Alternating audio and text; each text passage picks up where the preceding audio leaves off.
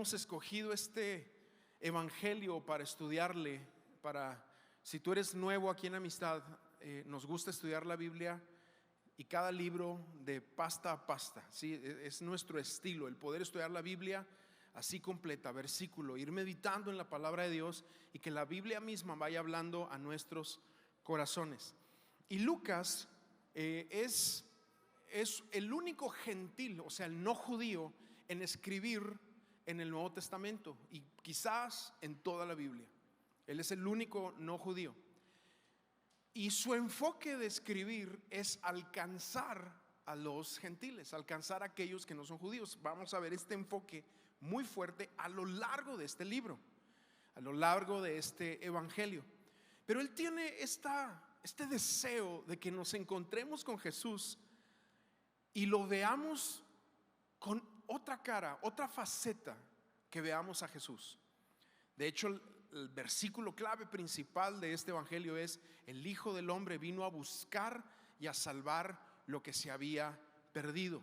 Y una de las cosas que yo he estado mencionando continuamente a lo largo de esta enseñanza en el evangelio de Lucas es que si nosotros pensamos más en Jesús, pero amados, cuando digo esto es muy importante, si pensamos más en Jesús, nada más ahí, la mayoría de nuestros problemas se van a ir. Isaías 26:3 nos da una promesa muy buena y nos dice que tú guardarás en completa paz aquel cuyo pensamiento en ti persevera, o sea, que está en Cristo, porque dice, porque así es que somos nosotros guardados. Hebreos 12 también nos dice: pon los ojos en Jesús. En el momento yo me he dado cuenta que quitamos los ojos de Jesús, se empieza a levantar alrededor de nosotros muchas otras cosas a las cuales no tenemos que escuchar. Pero al poner oído a las demás cosas que se levantan, cuando el nombre de Jesús o la persona de Jesús se nubla en nuestra visión espiritual, es cuando los problemas los sentimos más a flor de piel. Por eso, a lo largo de este año, mi objetivo de estudio en tanto miércoles como domingo es que apreciemos más, nos enamoremos de este personaje, de esta persona que vivió, que caminó la tierra por 33 años, que cambió vidas. Y no nada más eso, cambió mi vida. Y yo sé que las vidas de muchos de ustedes me transformó. Él es Jesús, nuestro Señor y Salvador. Y bueno, dentro del bosquejo que quiero enseñarte aquí de Lucas, este es el bosquejo de Lucas.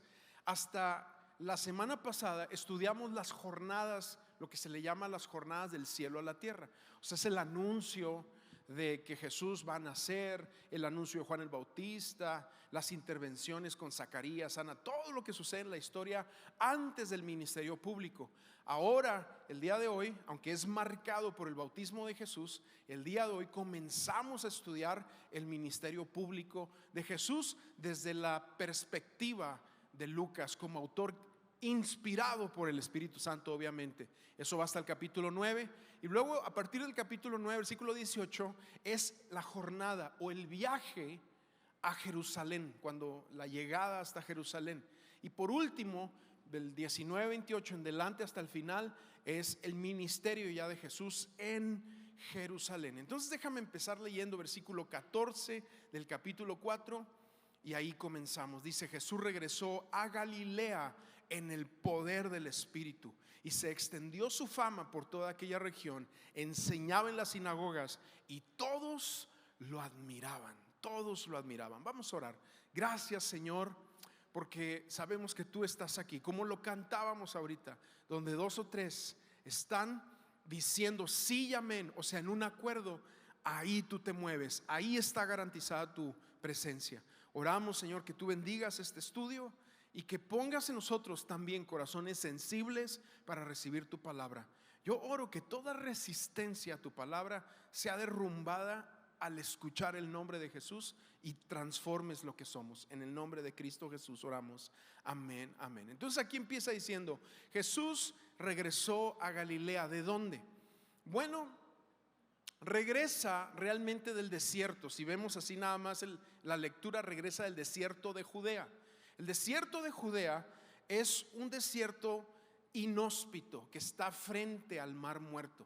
Es como si fueran montañas de lodo que tienen pequeñas cuevas, y ahí fue donde Jesús fue llevado para la tentación, o es lo que se cree tradicionalmente, a ese desierto.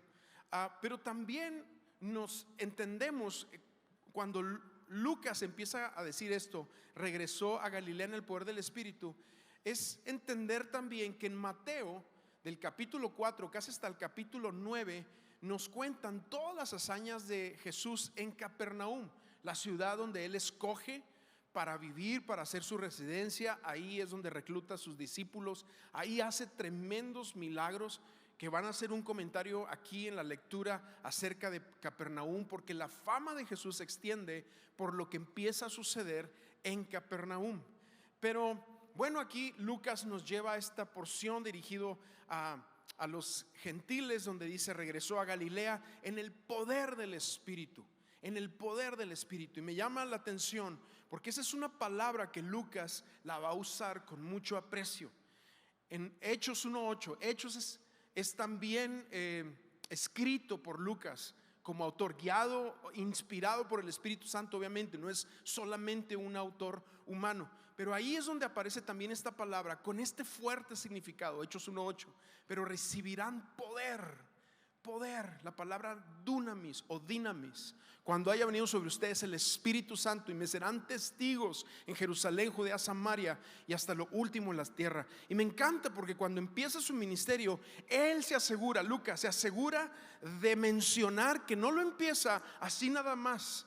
Por eso este mensaje yo le puse por título un nuevo ministerio, porque lo empieza en el poder del Espíritu. Y vamos a ver eventos poderosos, eventos de poder, choques de poder entre Jesús y demonios, Jesús y enfermedades, Jesús y tormentas, Jesús y la muerte.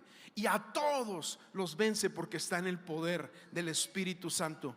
Y bueno, dice que va a Nazaret. Nazaret actualmente es una ciudad de más o menos unos 80,000 habitantes, donde habitan en paz 70% árabes, 30% cristianos, y es un lugar donde habitan en paz. Pero en los tiempos de Jesús era una ciudad de más o menos unas 500 familias, es lo que se ha dicho acerca de Nazaret. Si cada familia eran 4 o 5 personas, 2,000, 2,500 personas. O sea, era un pueblito pequeño, donde no era rumbo a ningún lugar, un pueblo pequeño donde no se menciona en todo el Antiguo Testamento, no se menciona en otros de los escritos judíos, y ese es el lugar, un pueblito de nada, donde Jesús es criado. Él nace en Belén de Judea, pero es criado en Nazaret.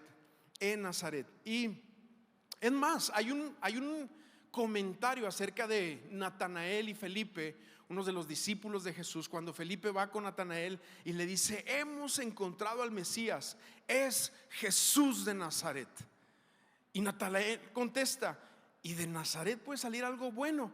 Entonces Felipe lo único que puede decir es: ven y ve, o ven y chécalo, ven y checa lo que te estoy diciendo, para que veas que Él es el Mesías. Oigan, es como si dijéramos hoy en día: ¿qué crees? Hemos encontrado al Mesías, es Jesús de Nadadores Coahuila. Perdón, ¿habrá alguien aquí de Nadadores Coahuila? Mira, 3 reuniones y nadie de Nadadores Coahuila, o le dio vergüenza levantar la mano. Así era Nazaret, ¿sí? Yo estuve checando todos los pueblos aquí en Coahuila, y de los más chicos está Nadadores. Hay un bordo y ya sales de la ciudad, ¿sí? Metes segunda y ya estás exceso de velocidad, ¿verdad? Según la historia, Jesús llega a su pueblo natal, que es Nazaret, y la gente lo conoce, obviamente, pues es el muchacho que salió del pueblo y se hizo famoso. En Capernaum hizo muchos milagros. Más adelante le van a decir pues todo lo que hiciste en Capernaum y etcétera. Y parece que lo reciben bien. Joven de 30 años viene, conocido ya como maestro, como rabino. De hecho, se supone que para esta época ya debió haber hablado el sermón del monte, que Mateo lo registra ahí en la temporada previa a visitar Nazaret, etcétera. O sea, hay ya fama acerca de Jesús.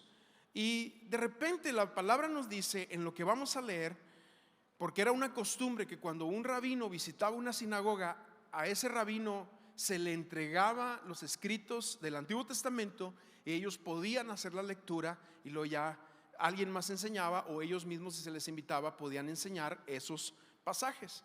Entonces se le entrega el rollo, porque no eran libros así como nosotros los tenemos hoy en día. Un rollo donde está Isaías, tiene que encontrar la sección donde está lo que va a leer de Isaías 61, y porque no tenía capítulos ni versículos. Este es un dato: el siglo XIII después de Cristo, ahí se añadieron los capítulos. En el siglo XVI se añadieron los versículos. Antes eran simplemente un escrito, a excepción de libros como Salmos. Era conocido los Salmos ahora sí como el Salmo primero, el Salmo 15, el Salmo 10, así era. Pero aquí, versículo 17, empiezo a leer y dice: al desenrollarlo, encontró el lugar donde estaba escrito: el Espíritu del Señor está sobre mí, por cuanto me ha ungido para anunciar buenas noticias a los pobres. Me ha enviado a proclamar libertad a los cautivos y dar vista a los ciegos, a poner libertad a los oprimidos, a pregonar el año del favor del Señor. Y se detiene ahí. Ahora hay que poner atención en esto. Cuando tú vas al registro de Isaías 61, Jesús lee el versículo 1, lee el versículo 2, pero se detiene a mediación del versículo 2. Y lo que le falta leer del versículo 2 de Isaías 61 es la parte donde dice: y el día de venganza de nuestro Dios. O sea, el versículo completo leería: a pregonar el favor del Señor y el día de venganza de nuestro Dios. ¿Por qué?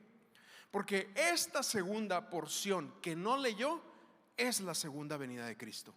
La primera porción que él está leyendo es la primera venida de Cristo. O sea, este tiempo donde el favor de Dios, la gracia de Dios, la era de la gracia reina en medio de nosotros. Ahorita estamos en ese tiempo, en el tiempo donde por gracia podemos ser salvos por medio de la fe. Es decir, ponemos los ojos en Jesús, creemos en que Él derramó su sangre en el Calvario, eso limpia nuestros pecados, creemos que Él resucitó de los muertos, y al poner nuestra fe en ese hecho histórico y ese hecho espiritual también, tenemos la garantía de vida eterna. Pero no nada más eso, sino que si atravesamos el umbral de la muerte, entre la vida y la muerte, tenemos la garantía también que aunque muramos, Él nos va a levantar y vamos a tener espacio con Él en su reino en la eternidad. ¿Cuántos dicen amén a eso?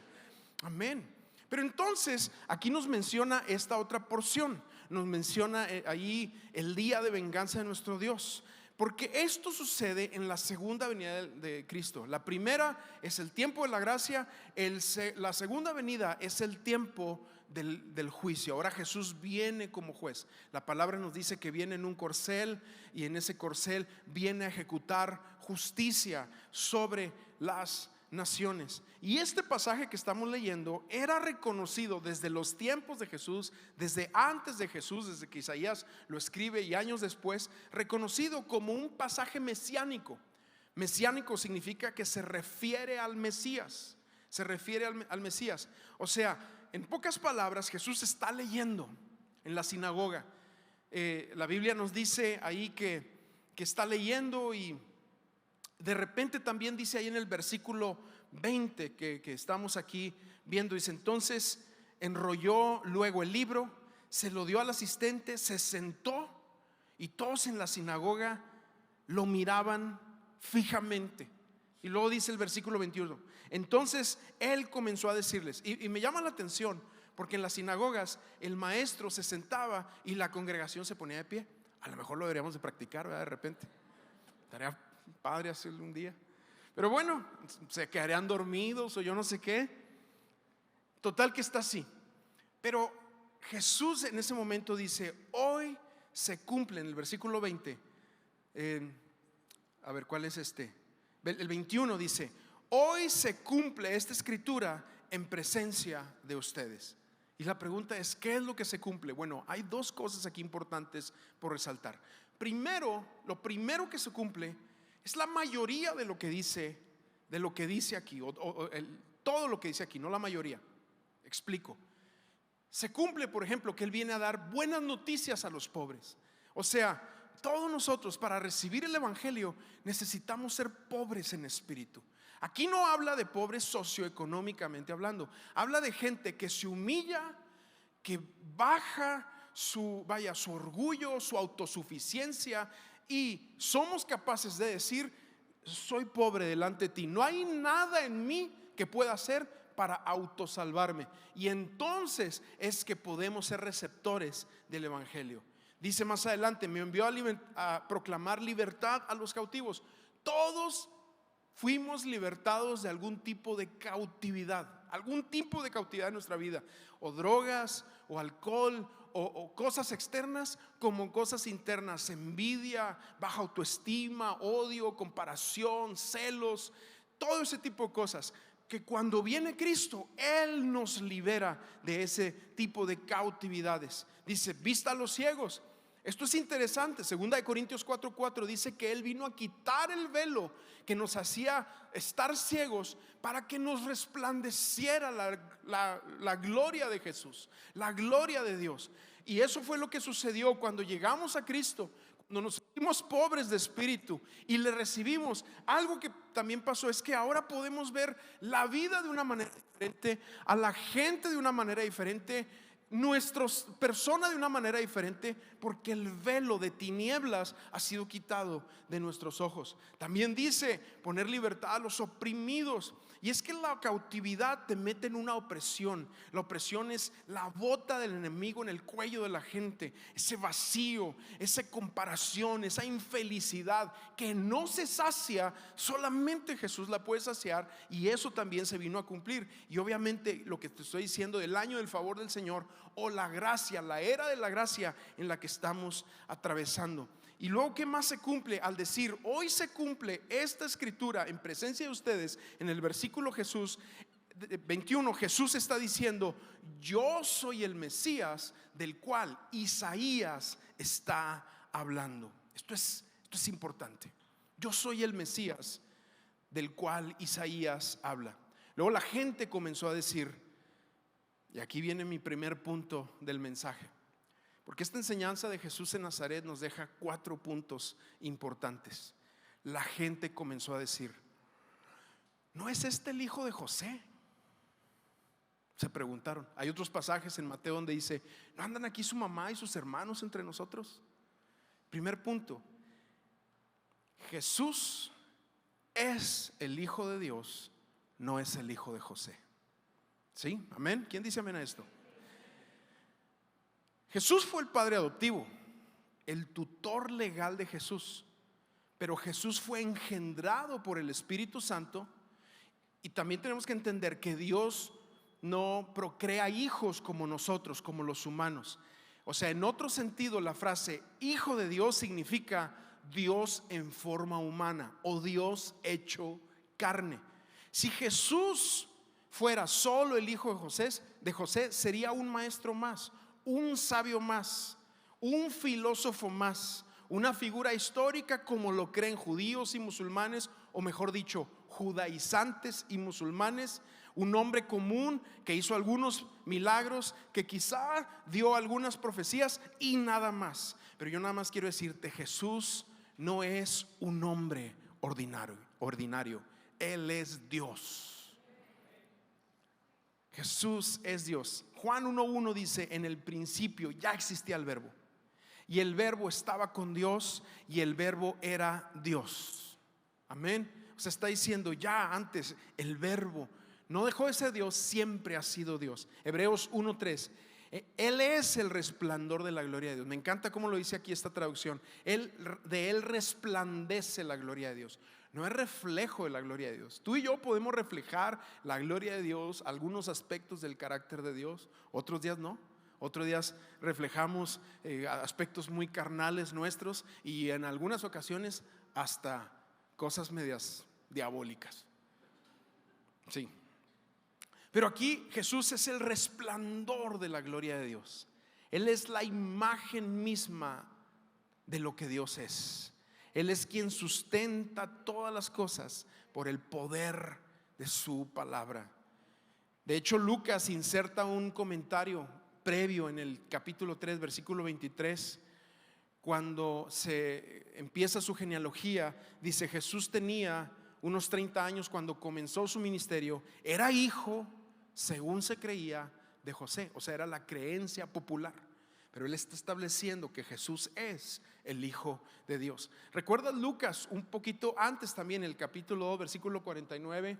Cuando van a Jerusalén para hacer esa ceremonia judía donde el niño deja de ser niño y pasa a ser un hombre, y se acaba la ceremonia y se van todos en la caravana, y al tercer día, ¿dónde está Jesús? ¿Y dónde está Jesús? Y se les olvidó en Jerusalén. Mamás, ¿les ha pasado eso? Que se te olvida algún hijo por ahí. Una vez yo platicaba que una vez llegó una familia aquí a la iglesia, tenía como 5 hijos, estuvieron en el servicio, ya vieron toda la actividad de niños, subieron a 4 niños en la van y se les olvidó el quinto. Yo me imagino que iban ahí en la van y el 1, el 2, el tonto, el 3, está el 4 y está el 5, pero ¿dónde está? Bueno, total que se les olvidó aquí, volvieron por él 3 semanas después. No es cierto, ¿verdad? No es cierto. No, a los 15 minutos llegan los papás: mijito, pastor, ore que no quede traumado. No se preocupe, no le va a pasar nada. Y esta historia nos dice que van José y María muy preocupados ahí a buscar a Jesús, y está en el templo ahí argumentando, debatiendo con los sacerdotes, con las personas ahí encargadas. Y los papás le dicen: ¿por qué nos haces esto? Se les olvidó a ellos, le pusieron la responsabilidad de un niño de 12 años, ¿verdad? Pero bueno, ¿por qué nos haces esto? Y él respondió: ¿por qué me buscan? Y aquí está, este es el punto. No sabían que tengo que estar ocupado en los asuntos de mi Padre. Él es el Hijo de Dios, engendrado por el Espíritu Santo. En Lucas 1:35, previo a eso, en el anuncio a María, le dice: el Espíritu Santo vendrá sobre ti y el poder del Altísimo te cubrirá con su sombra. Así que el santo niño que van a nacer lo llamarán Hijo de Dios. Él es el Hijo de Dios. Pero la gente incrédula del tiempo de Jesús y la gente incrédula de estos tiempos reduce a Jesús a un hombre ordinario, a un personaje histórico, como ya te lo dije, que hizo algunas cosas, una filosofía, un revolucionario que cambió algunas cosas, si tú lo quieres ver de esa manera. Pero ningún hombre ordinario vence la muerte, resucita para quedar vivo para siempre y ofrecernos a nosotros salvación. Jesús no es un hombre ordinario. Amén. Segundo punto: como él va a Nazaret, el lugar donde todo el mundo lo conoce, pues Jesús ahí jugaba fútbol y béisbol y ahí andaba con los demás, ¿verdad? Jesús, el hijo del carpintero, de José. O sea, había conocimiento de Jesús. Este es mi segundo punto: la familiaridad engendra menosprecio, ¿sí? Déjame leer esta porción. Ahora Jesús está hablando y dice: Jesús continuó: seguramente ustedes me van a citar el proverbio: médico, cúrate a ti mismo. Yo no sé si andaban con problemas familiares, no sabemos, pero Jesús está mencionando esta porción de una manera como si hubieran situaciones y le van a acusar a él, a decirle: médico, cúrate a ti mismo. Haz aquí en tu tierra lo que hemos oído. O a lo mejor es una situación donde Nazaret estaba tan pobre, tan deprimida, una ciudad tan golpeada por la situación que se estaba viviendo, que está diciendo: pues échanos la mano, hemos oído que hiciste cosas en Capernaum. Pues bien, les aseguro que ningún profeta lo aceptan en su propia tierra. ¿Por qué será que la gente que más te conoce muchas veces son tus peores críticos? Cuando les quieres compartir el evangelio, pues te conocen de toda la vida. Llegas con algún familiar, algún conocido, y pues si tú y yo agarramos juntos la jarra o esto, te conozco del pasado. O sea, ¿cómo? Ahora me quieres compartir. Ahora resulta que eres cristiano. Y a veces es complicado, es como un freno, es como una barrera que se puede poner ahí en nuestras vidas. Y tenemos que orar para que personas lleguen y les compartan, y nosotros dar un testimonios, porque los que más nos conocen son quienes nos van a recordar errores del pasado, te van a recordar procesos de tu pasado que no glorificaron mucho al Señor. Sin embargo, Dios es un Dios que te puede usar también y puede usar otras cosas. Entonces, punto número 3 de lo que estamos leyendo. Aquí hay varios ejemplos de gracia que vamos a escuchar. Ejemplos de gracia. Empiezo a leer versículo 25. No cabe duda que en tiempos de Elías, cuando el cielo se cerró por 3 años y medio, de manera que hubo una gran hambre en toda la tierra, muchas viudas vivían en Israel. Sin embargo, Elías no fue enviado a ninguna de ellas, sino a una viuda de Sarepta en los alrededores de Sidón. Asimismo, había en Israel muchos con enfermedades en la piel en tiempos del profeta Elías, pero ninguno de ellos fue sanado, sino Naamán el sirio.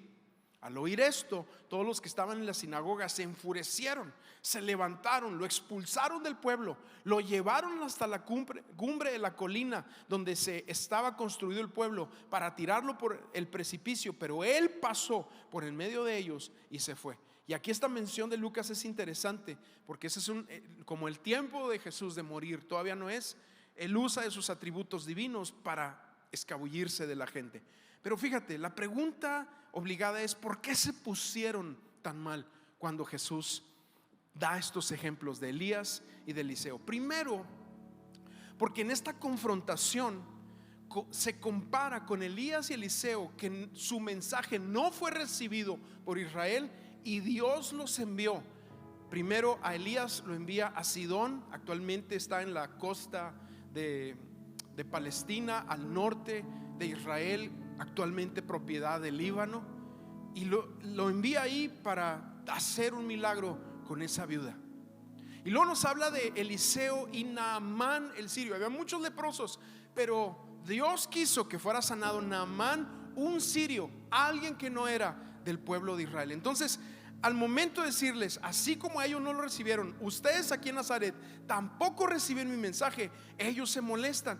Pero segundo, se molestan porque estos personajes en sí, la viuda de Sarepta, que no conocemos su nombre, y Naamán el sirio, en sí son gentiles. Y la molestia está en que la gracia de Dios se derramó en un par de gentiles. Recuerda, Lucas tiene este énfasis de poder compartir a los gentiles y hacerles entender que la gracia de Dios está también sobre ellos. Y es aquí donde la gente se pone furiosa, porque en los tiempos de Jesús la gente pensaba que los gentiles o aquellos que no eran judíos o eran del pueblo de Israel eran olvidados por Dios, separados de la posibilidad de recibir una bendición, y que su único propósito de existencia, así lo pensaban, era arder, era combustible para arder las llamas del infierno. Así se pensaba anteriormente. Sin embargo, estas primeras acciones que registra Lucas hablan del corazón de Dios por llegar a todos aquellos que pongan su fe en Él. Y eso es lo que Jesús, con un nuevo ministerio, empieza a proporcionar: la realidad de que Él puede salvar a quien ponga su fe en Jesucristo. Y esta tensión entre judíos y gentiles normalmente estaba ahí. ¿No se acuerdan en alguna ocasión donde tienen que bajar a un pueblo también gentil y no lo reciben bien, como que no les quieren vender comida? Algo pasa y vienen Juan y Jacobo bien molestos antes de que Juan se convirtiera en el apóstol del amor, y le dice: Señor, no nos recibieron, ¿quieres que oremos por fuego por fuego del cielo para que el pueblo sea consumido? Imagínate, Jesús les dice: pues ¿con qué espíritu vienen? Porque había esa tensión que se pensaba de esa manera. Yo sé que algunos de ustedes piensan sobre algunas personas que le caiga fuego, man, que se calcifique o calcine. ¿Te acuerdas Pedro en casa de Cornelio? Va con reservas. Cornelio es un centurión, es una persona gentil, y va con sus reservas. No entra si antes no tiene la visión donde baja el lienzo. Están ahí toda clase de animales, reptiles, y escucha la voz que le dice: mata y come. Y él dice: no, Señor, jamás he comido nada impuro. Y luego, después de 3 veces, hecho segunda vez que niega al Señor Jesús, después de 3 veces, ahora Jesús le dice: no llames impuro lo que yo he limpiado. Entonces va a casa de Cornelio, entra así con, así como que la línea entre la casa, porque los judíos no entraban a las casas de los gentiles, la atraviesa así como que a ver si no me parte un rayo. Empieza a compartir y el Espíritu Santo se derrama. Todos están tirados, llorando, glorificando a Dios, y Dios empieza a romper esa barrera entre judíos y gentiles. Pero comienza desde aquí, desde Jesús, poniendo estos ejemplos de que Él puede salvar a las personas más difíciles. Ese es nuestro Dios. Él puede transformar a las personas que nosotros decimos es intransformable. Es más, punto número 4 que aquí pongo: Jesús vino para buscar y salvar lo que se había perdido. Aunque tú pienses que hay gente que nunca puede ser salvada o no puede ser transformada por su actitud, por su vida, Jesús dice: lo que es imposible para los hombres es posible para Dios. Y déjame te volteo esto un poquito. A lo mejor tú piensas de ti mismo: esto de mí nunca podrá cambiar. A lo mejor tú has orado delante de Dios: Señor, ¿cuándo vas a transformar esta forma que hago yo esto? O reacciono, o siento estos celos, o esta envidia, o ¿cuándo vas a quitar este pensamiento, o esta ansiedad, o esta depresión? O ¿cuándo vas a transformar mi vida en sentirme inseguro, o sentirme con esta baja autoestima, o con esta tristeza? ¿Cuándo vas a romper ese muro? ¿Cuándo vas a derribar ese gigante? ¿Cuándo vas a quitar esta montaña? ¿Cuándo, Señor? Yo te recuerdo, Jesús no viene como un hombre ordinario. Él viene en el poder del Espíritu Santo. Y lo que es imposible para nosotros, aún de nuestra propia vida, no es imposible para Dios. Él lo puede hacer. Amén. Ponte de pie ahí donde estás. Ponte de pie.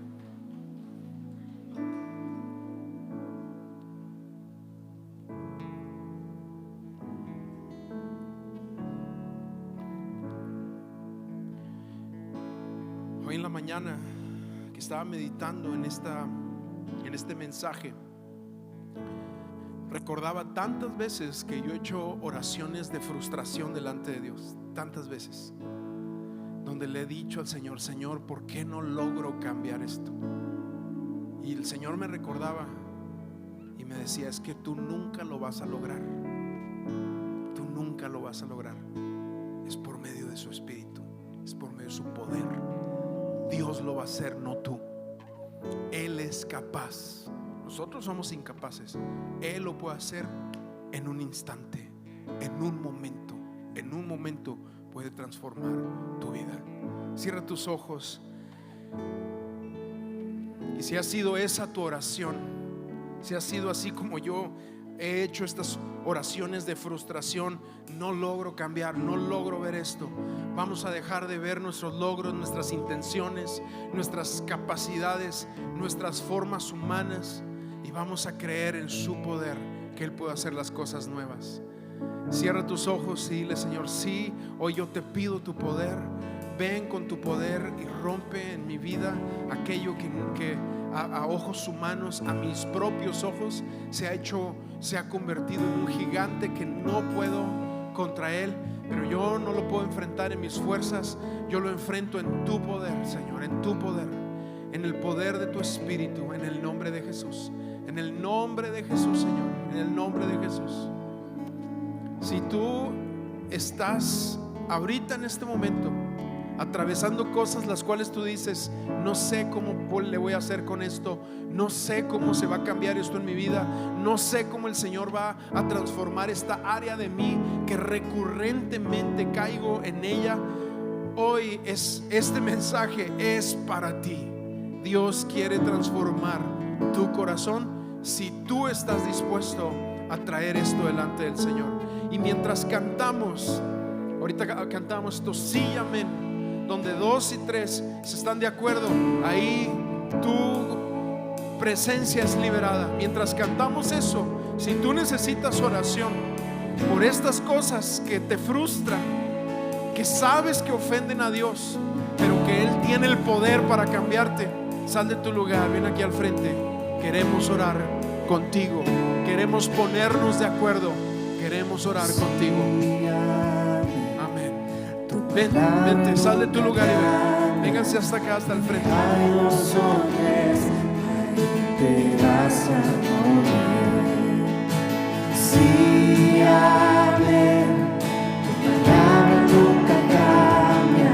Amén. Milagros sorpresa, te vas a mover. Sí, amén. Tu palabra nunca cambia. Donde hay los sorpresas, ahí te vas a mover. Sí, amén. Tu palabra nunca cambia. Donde hay los sorpresas, ahí te vas a mover. Sí, amén. Tu palabra nunca cambia. Donde hay los sorpresas, ahí te vas a mover. Sí, amén. Tu palabra nunca cambia. Donde hay los sorpresas, ahí te vas a mover. Sí, amén. Tu palabra nunca cambia. Donde hay los sorpresas, ahí te vas a mover. Ahí te vas a mover. Ahí te vas a mover. No hay otro como tú. En ti está el poder. Tu reino es para siempre, siempre te adoraré. No hay otro como tú. En ti está el poder. Tu reino es para siempre, siempre te adoraré. No hay otro como tú. Amén. En ti está el Estamos poder. declarando que no hay nadie como nuestro Dios. Para siempre, siempre te adoraré. No hay otro como tú. Decláralo, cántalo en esta mañana, en este día. Tu reino. Vamos, iglesia, decimos siempre. Te adoraré. Sí, amén. Tu palabra nunca cambia. Donde hay los hombres, ahí te vas a mover. Sí, amén. Tu palabra nunca cambia. Donde hay los hombres, ahí Vamos una vez. sí, amén. Amén. Sí, amén. Tu palabra nunca cambia. Donde hay dos hombres, ahí te vas a mover. Ahí te vas a mover. Ahí te vas a mover. Señor, gracias porque sabemos que tú te estás moviendo en medio de las dificultades, en medio de lo que es frustrante, en medio de lo que nosotros no podemos. Sabemos que tú te estás moviendo, tú estás haciendo la obra en medio de nosotros. En el nombre de Jesús. Amén, amén, amén. Dale un aplauso al Señor. Amén, amén, amén. Pasen a sus lugares. Gracias.